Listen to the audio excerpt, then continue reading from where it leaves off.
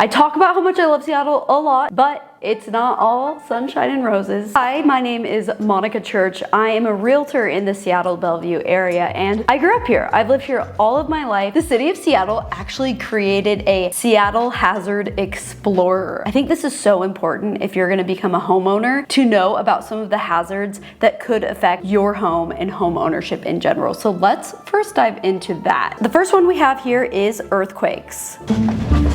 The earthquakes tab tracks earthquakes that have happened. It's January 5th, and look how many earthquakes we've already had. We get a couple earthquakes a day. It is so interesting to see this. Deep source earthquakes occur relatively frequently in the region. There have been 6 deep source earthquakes of over 6.0 magnitude in recorded history in the region, the most recent being 2001. So this weekend marks the 20th anniversary of the Nisqually earthquake that shook the Northwest and caused a lot of damage. Fun fact, I was in that earthquake. I was 5 or 6 years old, and I was in the bathtub. The bathtub was shaking and water was everywhere, and I heard my mom coming up the steps, and by the time she made it up the steps, the earthquake stopped, and I said, "Mom, do that again. That was so fun." I thought my mom was shaking the house walking up the steps. It says here, deep source earthquakes occur on average every 50 years. One thing Seattleites know is every couple of years, the news circuits blow maybe a little out of proportion, maybe not, the impending doom of the big one, the big earthquake that's just gonna wipe us all out. The United States Geological Survey says that Seattle has about a 5 to 7% chance in the next 50 years of a pretty big earthquake. So what that means for home ownership, if you're looking at older homes, you need to make sure the house is actually bolted down to the foundation. This is a construction method they didn't do back in the day. And when you're getting homeowners insurance, you may want to consider adding on earthquake insurance to it. In my personal experience, it doesn't automatically come with it. You have to pay a little bit extra for that.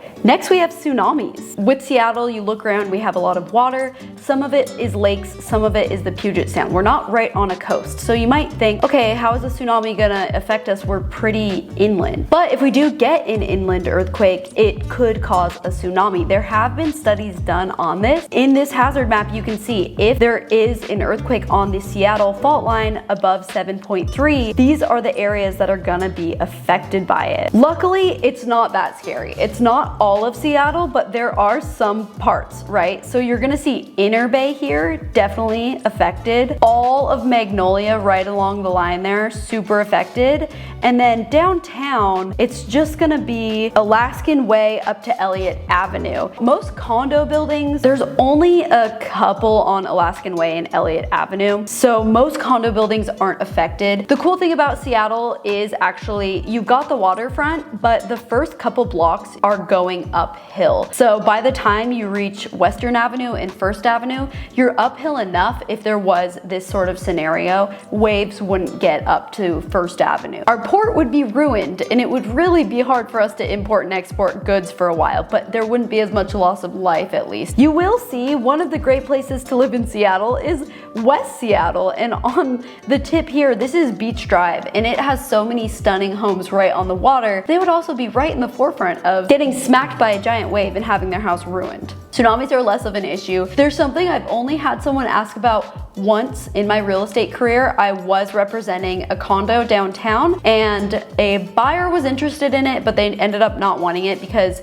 they were blind and they didn't want to live in a tsunami zone. Okay, the next tab we have here is liquefaction. Ground settlement occurs in water-saturated sand, slit, and gravel. The solid ground then liquefies. Whole buildings have overturned. All right, once again, Inner Bay is kind of screwed, and a lot of the downtown area you're gonna see it's not looking good for liquefaction.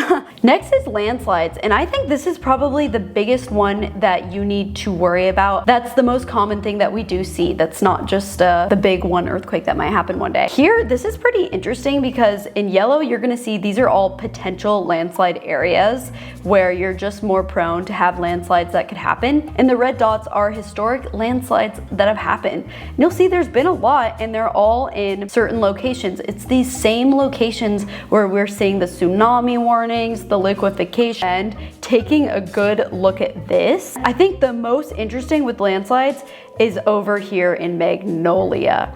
Right over here, you have some of the nicest real estate in Seattle. You've got multi-million-dollar homes that are beautiful and people buy and sell them. But it's pretty unfortunate that there's all this nice real estate and it could be ruined. If I had $5 million to spend, I'm not spending it on the Magnolia Bluff. Okay, next, unreinforced masonry buildings. I mean, this is a problem any old city has. You have a bunch of old structures and not all of them are earthquake proof. But the cool thing here is Seattle shows you all of the structures that are unreinforced. If you are a renter or a potential homeowner, I don't think every single family home is gonna show you that, but you're gonna find that easily in an inspection. I think what these red dots are trying to say are these are buildings that have this URM, the unreinforced masonry, but they have made seismic upgrades. So let's click on one random, Queen Anne High School, one of my favorite buildings in Seattle. This was built in 1908, so of course it's not gonna be perfect. But this does show they have done additional seismic upgrades. So there you have it, some info there. I think this can be interesting for home buyers and renters. There's a lot of, not great landlords out there or people that own buildings and they don't take good care of them. If you're looking at a cute old building, you should go on this website and try and find your building on a map and see if they've done any seismic upgrades. And lastly, we have flooding. Again, you'll see this really is mainly just affecting those waterfront areas. So in Seattle, flooding is a lot less of an issue. We're not really seeing it much. But then we have a couple other random hot spots for urban floods. Up here, this North Ballard sort of area is also susceptible to floods. I'm not really sure why. Your home flooding is probably one of your worst nightmares, right? So there's a couple of things to look out for in a house or that you can do to future-proof your house from flooding because you do not want to get moisture damage. The two things you're going to want to look for, number one is a French drain. So this is where they dig underground a drain system. So if there is a super heavy rainfall or flooding, rather than it all getting into your house, it goes down a drain. We see this pretty often in homes, especially if there are homes that have a negative grade to the driveway, because then that's pushing even more water into them. Sometimes French drains can get clogged and then they don't work anymore, so you do need to look out for things like that. Sometimes homes don't have French drains and you need to get one installed. We see that happen. And then the other thing there's a lot of split level homes and there's a lot of basements in Seattle, and so those basements can also be susceptible to flooding. Growing up, I grew up in a mid-century split level home, and I remember as a kid, the basement did flood. My room flooded. It wasn't the end of the world, but it definitely was a huge headache. So there's also these things called a sump pump. If you've never heard of it, it's this system that catches water before it can get into your basement or crawl space, and it pumps it out when it feels that the system is getting filled up. Some homes have sump pumps, so just something to know. You shouldn't really expect a house to have a sump pump, but it's a nice added bonus if it does. So that's about it for the natural disasters here in Seattle. Long story short, buying a house in Seattle is not that different from anywhere else. There's not like a bunch of really scary things that you need to watch out for, but I will say there are slightly riskier places that you can buy versus not. A big pro of Seattle is homeowners insurance is relatively cheap. I want to say I pay less than $100 a month. Other places in the United States that are much higher risk, they have to pay a lot more. If you can deal with the looming impending doom that you might die in the worst earthquake